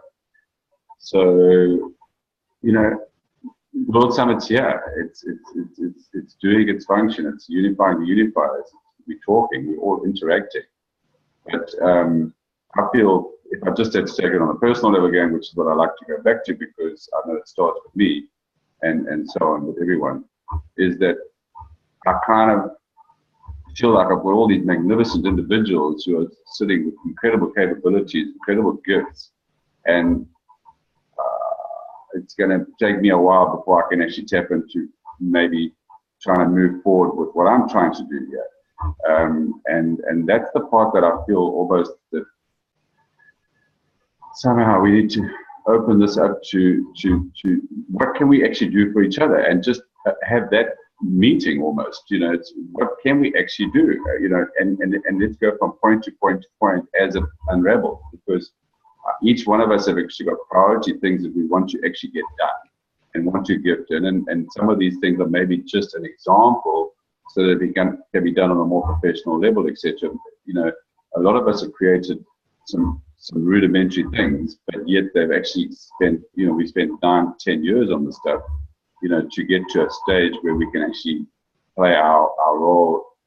But my framework, for example, was only built for the desperation of being able to actually interact. There was no other reason for it. If all of a sudden the framework was out there and it was here that we could actually interact on, I'm happy to just put everything aside and just carry on. But at this point, I feel that we still keep talking about the framework and the technologies here, but that takes a bit of skill and organization I'm seeing a lot of individuals here that are clearly able to do this. Okay, so yes, there's a team for technology and governance, and I don't quite understand what governance means, by the way. It's something which is eluding me a little bit at the moment. So we could just elaborate on that very briefly at some stage, please. I'd appreciate that. But the technical side of things, I do fully understand. So, yeah, thank you. Okay, from my point of view, Word Summit is about getting together at the table and outline what different groups can do together, or individuals can do together. So nothing, let's say, particular goal in Word Summit. In my view, it's an event or a series of events, and this event's goal is to getting people together. So nothing special here. I mean, but obviously, in the background, we need some tools for organize the event itself and all these things and people and projects together, and it needs some organized form. So that's why we here, for example, in technology governance, let's find the right tools for communication, right tool for task, organizing tasks and all this stuff. So, but at the end of the day, we are just people who finally sit down together and let's find out where to move forward, in my view. So, can I? And let's say it's a networking event where people who never met before can talk about things, what they do and what they do, and let's see what's the synergy between groups, and we don't have to invent the wheel again and again. So that, I think that's where Summit is about, to make it happen. Yeah, something like that. Thank you, Gabor. William? Yeah, governance. Governance is part of the problem. Part of the structure we have is governance. One of my touchstones is the hunter-gatherers before it all went wrong, but it's too long a story. But basically, before we had property, before we had money, before we had sort of states, we had groups of people. Okay, sometimes they fought, but not as often as people thought. But they had no governance. Everything was agreed as a group, and the only governance they had was problem solving. So they would come across a problem, and they'd throw it out and they'd solve it. And what happened after that was we had vested interests who wanted to push their agendas, and so they needed governance. And that's a top-down thing. Now, what I'm suggesting is that sometimes we make solutions for problems we don't have. So my suggestion is we work out what we want to do. We try and do it. When we hit a problem, we say, right, we've got a problem. Can anybody here help? Can we sort it out? That's really, I mean, it's hypothetical, I grant you, but it's how people do that sort of stuff where, you know, if all of us say we want to go stock car racing and we need to get a stock car, okay, great, that's a good idea. So our goal is to get a stock car to go racing next year, say. We wouldn't have governance. I mean, some of us might if we come from certain backgrounds, but generally we'd say, right, well, I know somebody who's got so-and-so. Anybody know something? We need a gearbox. We need somebody spraying, you know, et cetera, et cetera. And we would do it. And when we had a problem, we say, right, we've hit a problem and none of us know how. So we'd go out and we'd ask somebody, we'd ask around and find somebody that could do whatever it was, welding or whatever it was. And we tackle the problems as they turn up. And I know it feels a bit step by step, and it's not exactly proactive, but I'm suggesting that's actually all the governance we need. We don't need rules. Yeah, Gaetan, I'm muting you because your microphone or your background was producing some noise, so I hope you got that message. You're unmuted. Thank you. Thank you, Mark. William, I'm going with you on this one because I've got so into the now at the moment that I'm actually completely separated by the community on the ground around me. I'm completely separated by the community that's in the network globally. And that's just where I'm actually at as an individual. I'm finding myself, and I'm not sure if you guys are experiencing this, but I'm finding myself kind of overloaded with the principle of faith and commitment and drive and focus to the point that I'm actually starting to wonder what I'm actually doing. You know, because I've literally separated myself from the same people I'm actually trying to associate with, which is my community. And one can become so. I'll give an example. I've had Bruno Brinket. Okay, you've had Bruno Brinket on the communications going around. Now Bruno is a South African. He's a Mauritian background. I'm a Franco-Mauritian background as well. I'm South African. He's born in the same year as me. This is all just coincidental, popped up in the last week with another individual from my community coming in and saying, "Do you mind if I use the phone?" I said, "Fine." And they were phoning Bruno. And I said, "Well, tell Bruno, I've never spoken to him directly before, that he's actually famous on the World Summit." Because his name came up. And eventually I got to speak to Bruno direct. And then I committed this last Sunday to actually have a really long interaction with him on the phones, and I'm getting where this guy's coming from. Okay, I really am, because I actually have the same need, which is an open source network to communicate on, finish. And what it is that I want to communicate on, it changes all the time. So it's very organic. So I love the principle of structure. Structure is good. I know that we've got to have this structure to actually use different terms that I don't really know where one actually got this thing mapping itself and it's expanding. And I get that part. That is definitely required. And funny enough, Bruno gets that as well. So you've got to have the structure. You cannot make this bigger structure. So while I'm actually reading all these different interactions and assessing what's going on and trying to see if I can make a contribution here and there, I'm picking up this enthusiasm that's coming from so many different people that want to actually do things, but we're still sitting trying to understand each other. We're not supposed to be understanding each other. We're supposed to be giving each other the platform. Okay? Each one of us knows what we're doing. So we just need to make ourselves available to each other to solve the problems we each have. That's it. And that supports what you're saying, William. And for me, then it opens up the conversation. It opens up things to an open source dynamic. The communication we actually start having stays focused in the organics of it, and it unravels, and people make their different notes and they have their different conversations with different people separately, and I promise you, it becomes very, very functional that way. So and it also makes it very real time. For me, I'm battling with I'm not battling, I'm inquisitive, because I'm seeing this mechanism work more dynamically here than I've ever seen before. So it's not a criticism. This is constructive in the sense that we're wanting to move into a place of activity that's organically growing moment by moment. And I would like to go as far as suggesting that we actually open up these meetings to one meeting, okay, and sort it out in that zone as succinctly as we can and organically as we can. Yes, with a chair, etc., but to just allow it more flow. I think that's very interesting, Gaetan, and one thing I think is I'd like to say that resonates with me is there's never been an opportunity, I don't think, for me to hear you or William about what are you doing, what are you bringing to the table, what have you got to offer, what do you want, kind of thing. And that could probably be one meeting as a video posted up somewhere so other people in the organization can have a look at it.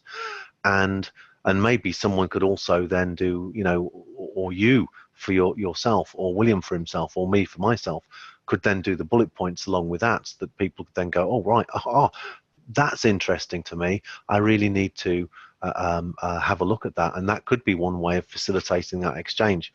I think one of my concerns is, and my perceptions is at the moment, that there is that lack of clarity, which you, William, myself, and Nathaniel sort of identified, is leading to all sorts of strange random stuff happening at the moment in my observation, and what I'm seeing is that there's a contribution to lack of clarity, if you like.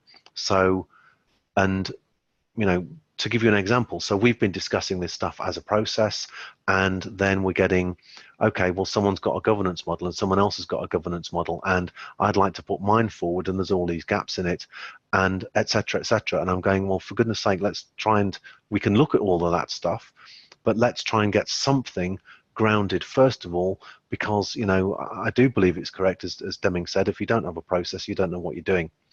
And into that gap, what I have seen in the past has been politics and personality just flies into a vacuum.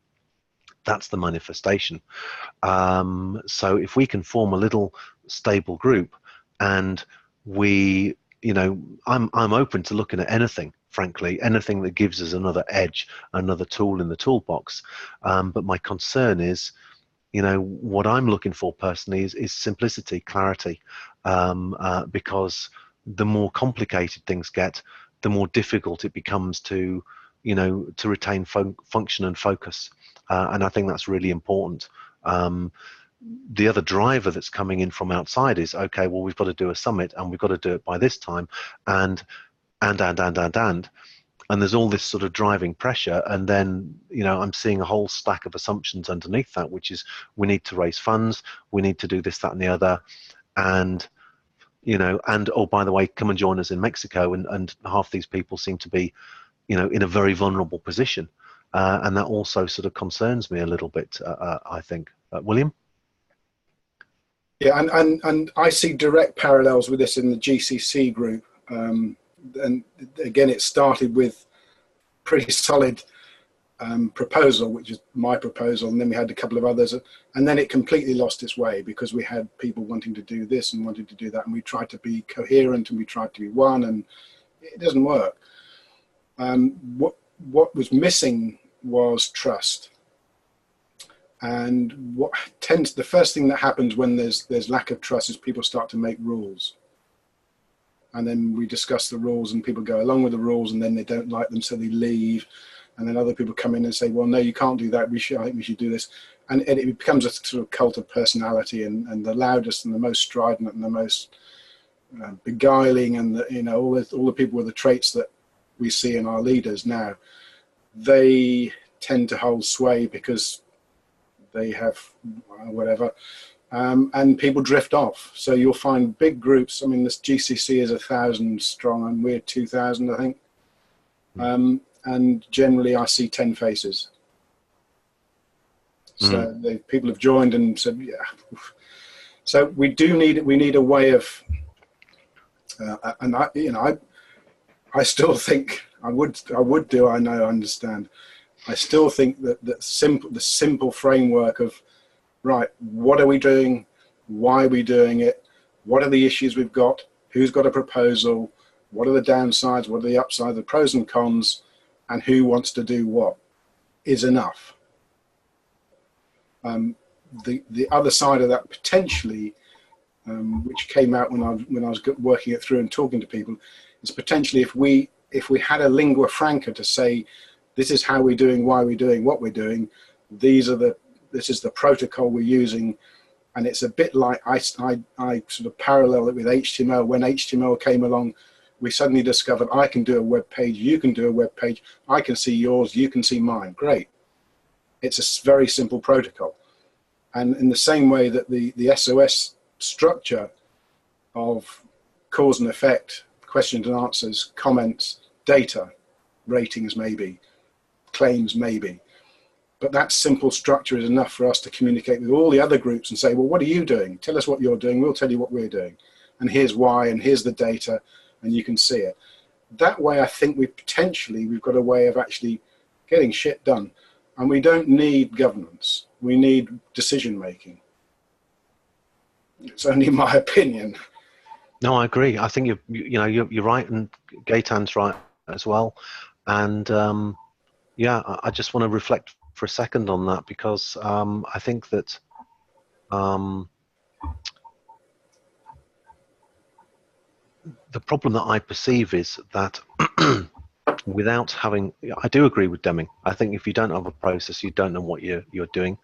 And I've seen it too many times in communities and stuff like that. And to me, whenever I've used that simple set of tools, which is what's the intention, what's the structure, what's the process, and I've looked at what's happened historically to somewhere, then what I've seen is, I'll share a real world example with you. This is, a community in Sweden who are, consider themselves to be, very eco, very spiritual, very conscious. And they've been at war for a dozen years, with people not talking with each other, with all sorts of things like that. And the intention was great. I think probably the processes were cool as well. But the one thing was structure. And all that manifestation was brutally personal and political, to such an extent that, people are still getting poison pen letters today. And when you go and talk with them, what you get is, we're a community. And then the next minute they'll say, no, we're not really a community. So they're playing this projected game for the outside benefit of who they see themselves as and stuff like that. But the moment you pop beneath the surface, and these problems prevail all over. So my feeling is, that we do need some rules.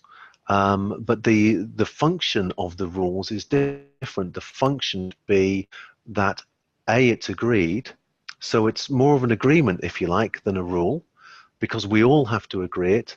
And what it should be there for is to maintain an equitable playing field, so everyone gets heard. And maybe it supports the intention in terms of, people aren't just sitting back like a sniper bitching at other people, because that's another thing. When people are just completely off balance and in their ego, then that can bend the whole group around that dynamic. So in that respect, what we're agreeing to is some self-governance, actually, which is, I agree that I will operate respectfully and equitably with the rest of you by accepting certain boundaries on myself. And that's an equitable playing field, which then I'm expecting in return from everybody else. So that's the difficulty, I think. Yeah, Gaetan. This is very interesting. These conversations are wonderful, and it just emphasizes for me over and over and over again that there's no rules, no authority, there's nothing. It's just simply whoever steps forward. And if the person steps forward and they are in the game and they're communicating, and if we're here to actually assist with ourselves and our overall intentions, we are here to basically give ourselves the structure as it develops by seeing who and what can come forward from an individual. So we've got to give each other the ability to talk about what we're trying to do, each one of us. It's not about the groups. It really is not about the groups. And I'm coming back to this thing. The sovereign individual is the important thing here. So if the World Summit is the next group that is actually taking the next wave of this good vibration that's actually moving the whole process forward, then that's great. We've already got it. So, let's not give any more emphasis to that, okay, other than the fact that you've got a World Summit coming up, and you've got the one in January, and then you've got the big one in June. Those are events, okay, and they can be concentrated on as events. But primarily, the wave of consensus and resonance is showing up in this framework. And we don't have to actually formalize any of that other than just work with each other, to assist each other to do the building of, for example, the actual framework that we would like to have, completely open source, so we can actually work on our own, in our own network, bridging to the mainstream on the outside of us, or wherever it is. So to get on with the actual function of delivering what it is. So for example, in my case, nobody knows. I haven't been able to say, I've got this happening here in South Africa, I've got this, I'm going through these different realities. How can anybody assist me once they've got an overview of what I'm actually doing? But there's so much that I'm doing, and I'm sure that it is with everybody else, that we actually can't collate it into one meeting. So there's an overview of, we each know what we want to present next, and we want to get that resolved. And I will have a short list of items, I'm sure, that I've got to get assistance in from this team to either do or eliminate or remove from my portfolio, so to speak, at my own personal level. And also give you some sort of background as to what's an offering from this end of the world into the overall collective intention that we've actually got. And I'd like to be able to help each one of you. I mean, at this stage, we've been communicating for a few months, and I don't really know anybody other than Robert at this point, you know, in terms of that I've made the effort to communicate with them directly. So I think it's about the individuals. I keep going back to that. I think that every organization that comes in, we go into standard formalities of chairing meetings. We're using so much of the old paradigm in terms of what we're actually doing. And I'm saying, why not get a bit uncomfortable? Why not get a bit more real time? Why not step into the reality of what's going on now? And I'm sure within an hour or two, if we had to actually let it go, it would actually find its own groove. And it will, because we all have been doing this for a while, and we're stepping into something that is so tangibly real for our individual selves that we know there is no other way to operate in this world. So we don't need much more motivation than that. The rule books, the accountability that we're stepping into, the transparency and everything, it's all exactly opposite to mainstream. So we're in the game.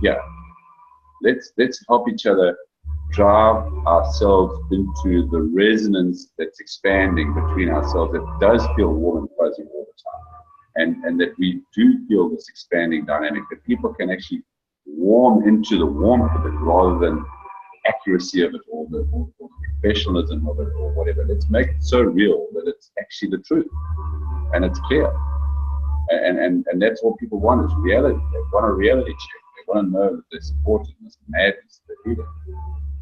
And I'm one of those people. I'm here, you know. And I love you guys. I love everybody that's involved in everything that we've actually done. But honestly, I'm at a stage now where I'm thinking, God, you know, we're actually separating ourselves with our own formalities. I'm hearing myself say this now. So, are we? Can you explain that? I mean, because I'm not sure I'm understanding it.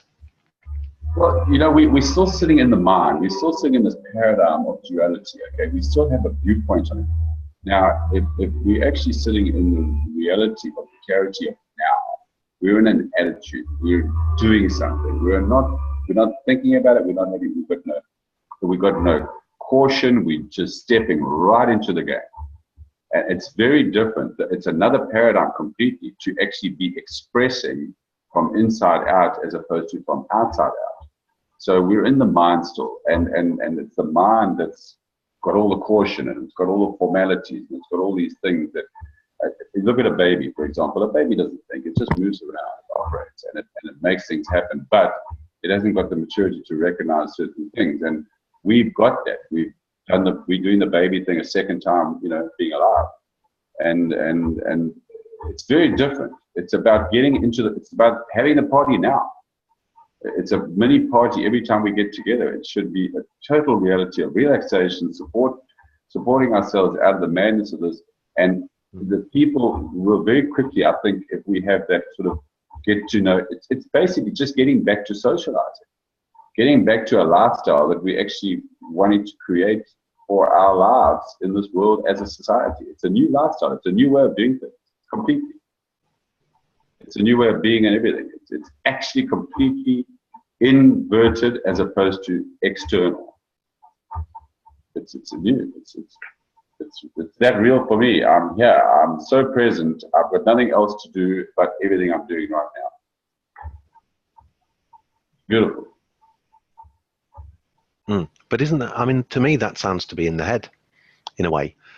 Because I think, you know, I'm trying to take this and look at it through the lens of these co-creation tools and saying, okay, well, are you saying, you know, what are you saying? Don't we? I'm saying that we co-create. You've got to have the co-creation tools. I'm getting that part. You've got to have that. But you've got to open up the focus of what our intention. Our intention is the same for everyone. Everybody wants to unify and make these things happen. but we've got it in maybe in different boxes at the moment because we've needed to have that.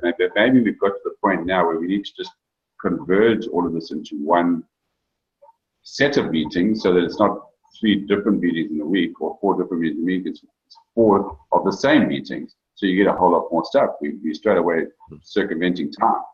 Okay.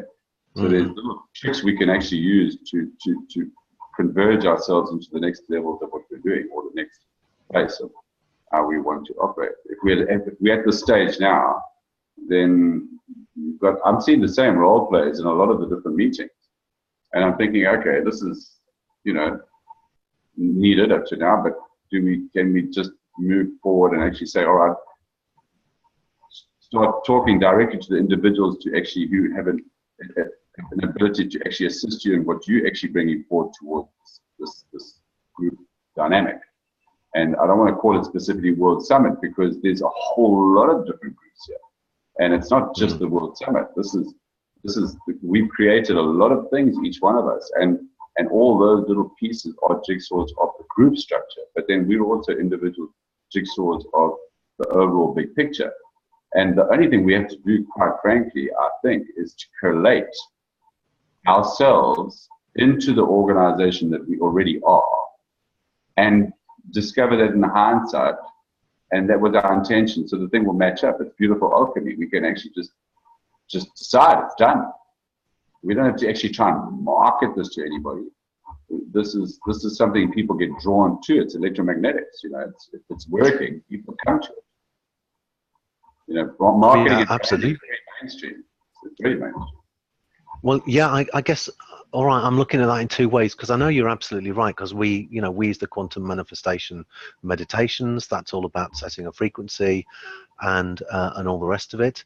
We know. I think we're all on the same page with regards to universal resonance and irony being the mechanisms of flow and teaching and blockage and all the rest of it. But I think there's another element there, which is how do we reach as many people as possible? Why do we have to? Why do we have that thoughts in our head? Why do we keep on having to try and reach people? The quickest way to reach anyone is to reach yourself. Okay, it's to get it yourself. If you get it yourself, you have an attitude, and people come to it. They want it because it's hot, it's warm, it's fuzzy, and it's attractive, and it's bright, and that's an attitude. That is a way, and that's the new thing that everybody's got to step into. And it's real. It's totally real. I can see that, but I've still got another feeling, which is that if we're paradigm bridging, if that's our role, we need to be consciously paradigm bridging. And is that, because I've seen that before, I've got numerous examples, but one of the best ones is the one that of the people who say, we can live without money, and we're living without money, and we're setting up a community to live without money, and blah blah blah. And by the way, can you give us some money to do it with? And what that level of I don't know what it is, perception or something else about what the new paradigm is actually creating more separation between where we are and where we want to be, and that's leaving people behind. And there's an irony about that as well. William's got his hand up, so William, pop in. Yeah, I mean, there's a few things.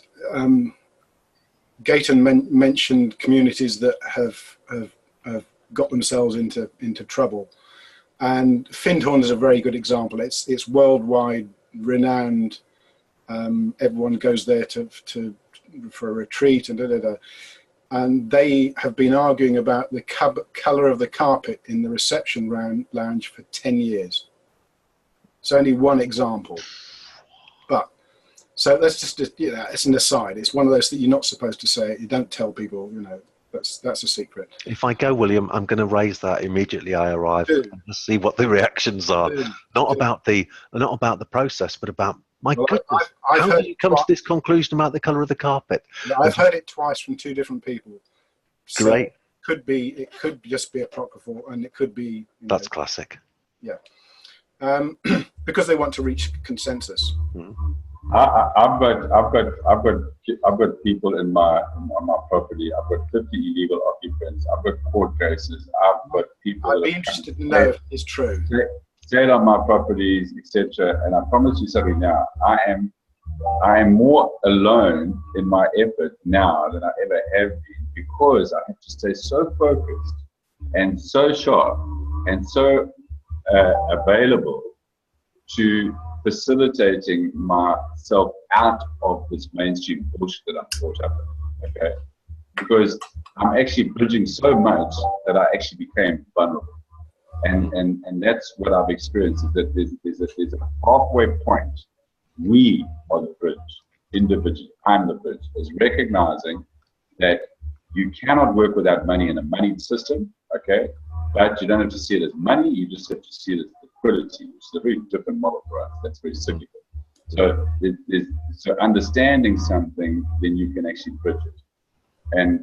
But what people seem to think they are communities. Now, for example, I saw Jan from United Earth put out today, does anybody have any land, anywhere for some communities to come and settle? And I'm going, yeah. In my experience, all these communities trying to settle in one place geographically, okay, in one physical area, is not what this is about. Okay. Can I just? Yeah. Yeah. That one crops up again and again. This is intentional communities. And if we are facing global crisis, let's just get real again. We're facing global crises, many of them. And creating intentional communities isn't going to solve it. Retreating isn't going to solve it.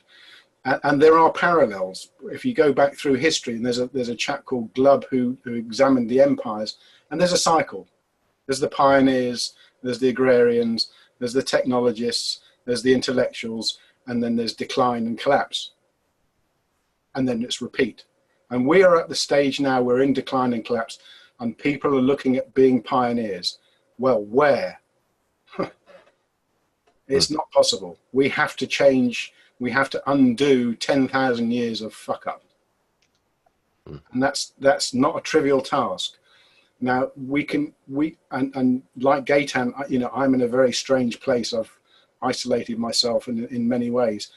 But my understanding of how we get out of this is to find a way to communicate between communities, to explain to each other what we're doing, why we're doing it, what our problems are, where they came from, so we can understand why we've come from where we are, from where we've come from, why we are where we are, and together how we're going to get out of there.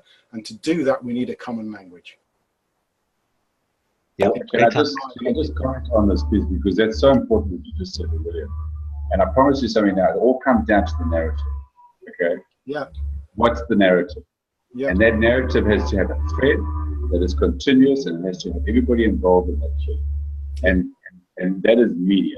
Okay, so you're coming down to the key fundamental issue of what the truth is in this world. It's in the hands of the media. Yep. And we are the new media. Yep. Okay, we speak for ourselves. That's what sovereign people do. Okay, so but the difference is that we have not got a common story amongst the conscious community. We've got different stories, different expansive models we're trying to create because of ego, etc. And we've moved past a lot of that, thank God.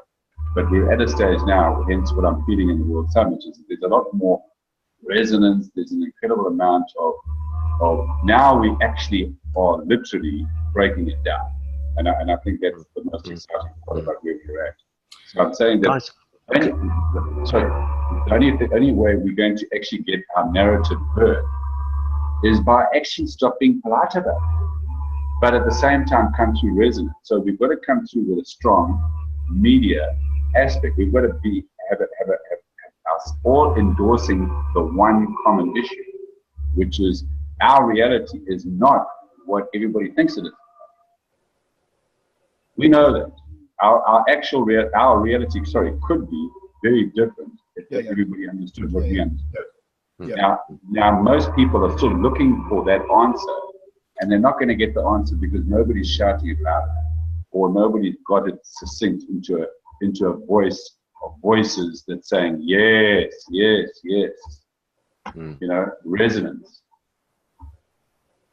Yeah, I Create agree. resonance. Guys, create resonance.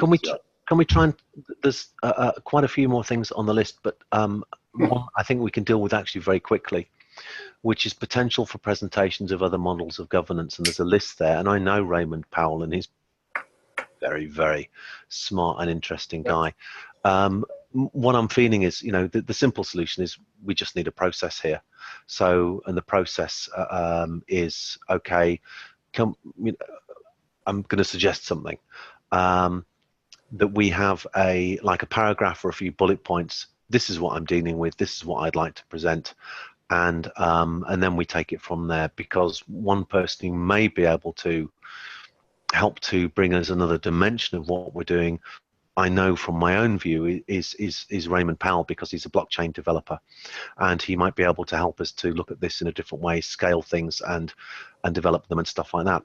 But my thoughts are, let's get something brief and crystallized, and then if, you know, I'm very, very open and willing, in fact, to listen to those people who've got more technical expertise and knowledge than I have, to say, okay, yeah, this could be interesting. Let's bring it on and let's have that discussion.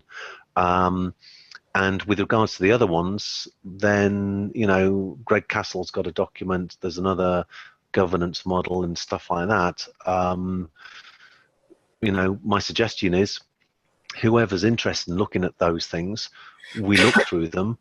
We do a quick sort of 5-minute summary or exchange on that. You know, whoever's interested is going to show up to the party, so open space it more or less, and then have that exchange between the people who showed up and turned up, saying, okay, well, I don't think there's anything new there, or there might be one or two things that we can share, or this looks really interesting, let's get them in and you know, and let's hear from them. How does that sound to you guys?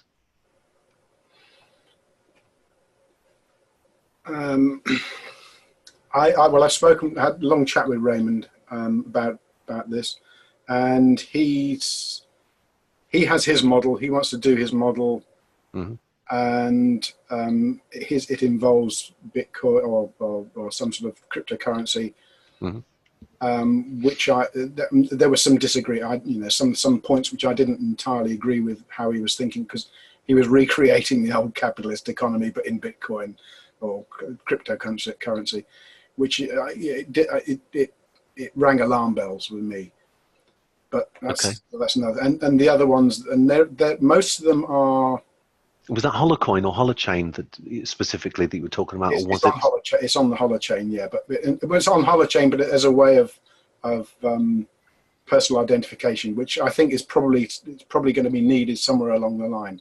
Although again, I've been thinking about how you actually do that in terms of the framework I've been playing with. If it's a local community, you actually almost don't need Holochain. You don't need Bitcoin. You don't need crypto. You have a local community, and you decide locally. You just have a common language which you communicate with other local communities, and that way we can get stuff done. Gabor. Just one thing in connection with that. I have a different perspective on it, because we already working on token economics and all this stuff. How I see this thing is easily understandable from not our present point of view, because now we see cryptocurrencies as currencies or as a tool of value exchange. But as we are going through this technological force, industrial revolution, all this kind of stuff, what's happening now, I think that even if local communities could work, but how could be more effectively, these communities could work more effectively using, as we call now, cryptocurrencies, but as a tool to represent resources. So in my point of view, what we are doing for example, in our token ecosystem, is to transform somehow values into something which is more like data, and data represents resources, and all these algorithms and AI, what we will use in the near future, are more effective in redistribution and you know, just like a real-time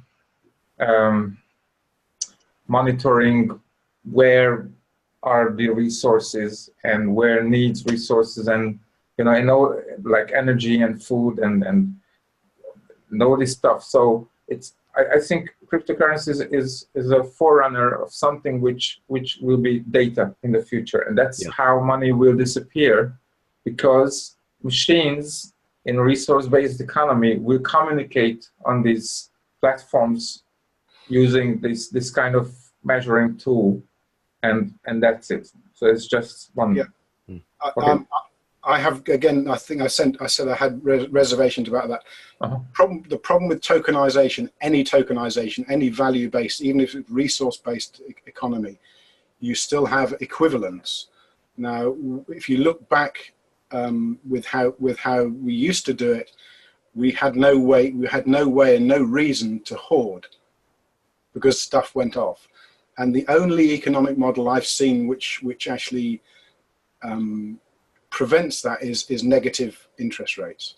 So that yes, but I think yes, you're right. But I think we are talking about different things, because the use case of blockchain technologies, the use case similar to money is different than. Sure.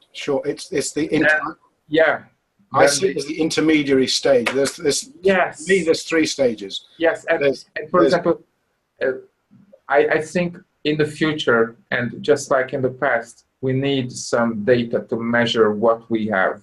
I'm not sure. And that's how blockchain-based technology we represent it. We need a way of evenly redistributing resources.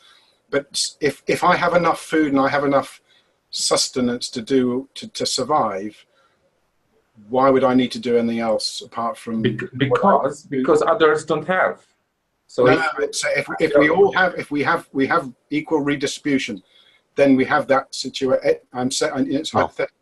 Not even that. What if we have all the ownership of the production on a local, decentralized basis? But we're going tactical, and because what I'd really like to do is, if we can have a decision on the process, that would be really useful, I think, because it could mean that rather than bringing each and every one of these proposals to the group and going through them, you know, in toto effectively, or just saying, well, the door's open and everyone can come in, can we instead say, all right, we've got a list here, whoever's interested, can you have a look at that stuff, maybe make a few notes, and come back and say, you know, whether it's next week or another week or whatever. And if I'll be away next week, but I'm very happy to share some notes and to say, for example, well, you know, my comments on guerrilla transition were this, and my comments on the agreement-based governance was this,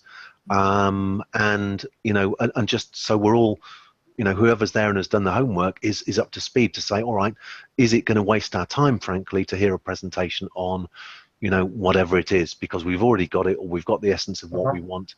Can we steal any of it that we feel might enhance what we've got on the table, and do this, shortcut this process? Because otherwise, you know, it's going to be lengthy, and I think we've got better things to do with our time, frankly. Yeah, and just another note, if you're using these cryptocurrencies or the blockchain technology, as I talked about, as we're using as a currency, as a data, but yeah, and for example, in decision making, blockchain could be also useful, and you can track back what you had in the past and what decisions made, and all stored very transparent way, very safe. So I think blockchain could achieve, with blockchain we could achieve more, instead of just using as a new money. I think there's So, another fundamental issue as well, which I see, which I'd like to Okay. pick on that very quickly, because I would like to move back to this question because time is dragging on, Okay. and Matt, it's late for Matt and all the rest of it. Just on that point, my feeling is with regards to cryptocurrency, we're either going to end up with a completely centralized, completely controlled, completely dominant cryptocurrency system, which is the ones that, you know, the central bankers will control everything, or the crypto anarchists and the hackers and all the rest of it, and the people who are operating from a different intention, will enable the people, at least as an interim step, to say, thank you very much, we've got our own currency, I'm my own bank, and bye-bye to the banks and everything else. So I think that is the level of absolutely basic decision making that comes into this. Yes, and pulling out the middleman from the process. Yeah, Completely. But on that, does that, guys, does that sound? Because I want to value Matt's time as well. Does that sound to be a reasonable, you know, way of dealing with this in terms of? We've got a list there, the Greg Castle, the Guerrilla Transition model as well. Anyone who has a bit of time over the next few days, delve into one of them, delve into all of them. If we can bring back some points for the next discussion, then, you know, we'll be able to rattle through these really quickly and decide who wants to come and talk to us. Hi, Tony. Hi. Okay. Make sense? Yes, I'm open to it. Now I have to take care of my son because it's too late. So I have to go. Gaetan, you happy with it as well? Okay. William? Bye, Tony. Also. And Matt, thank you. Bye, Tony. And Matt, are you still there, Matt? Yeah. He's on listening watch. Yeah. Okay. It would be good to touch base with Matt regarding mesh. Cool. What's the word? Graph databases. Okay. Brilliant. Thank you. I think we cracked through a load of stuff, and we got a great decision at the end with regards to how we deal with all of these governance proposals. So thank you all. Have a great one. Save the chat. Matt agrees. Oh, okay. Hang on. How the hell do we do that? Bottom right.